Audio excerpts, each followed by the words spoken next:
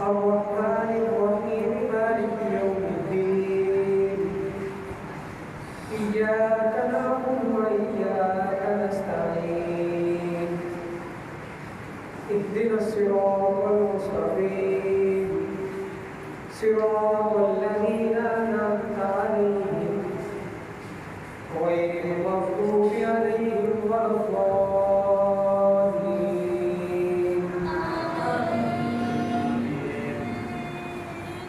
بسم الله الرحمن الرحيم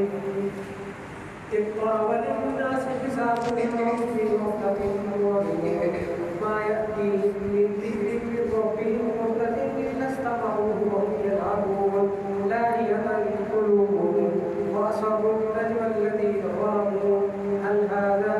إلا بشر مثلكم أفتأتون السحر وأنتم تبصرون قال ربي أعلم القول في السماء والأرض وهو السميع العليم بل قالوا الله أحلام من افتراه بل هو شاعر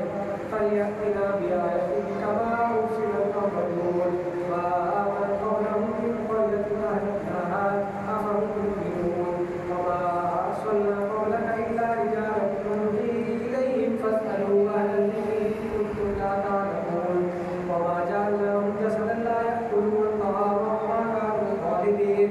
ثم صدقناهم الوعد فأنجيناهم ومن نشاء وأهلكنا المسرفين لقد أنزلنا إليكم كتابا فيه ذكركم أفلا تعقلون وكم قصمنا من قرية كانت ظالمة وأنشأنا بعدها قوما آخرين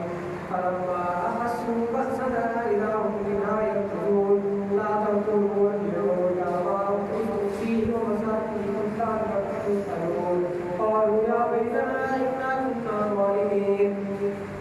فما زالت تلك دعواهم حتى جعلناهم حصيدا خالدين وما خلقنا السماء والأرض وما بينهما لاعبين لو أردنا أن نتخذ لهوا لاتخذناه من لدنا إن كنا فاعلين بل نقذف بالحق على الباطل فيدمغه فإذا هو زاهق ولكم الليل مما تصفون وله من في السماوات والأرض ومن عنده لا يستكبرون عن عبادته ولا يستحسرون يسبحون الليل والنهار لا يفترون أم اتخذوا آلهة يكادوا ينكرون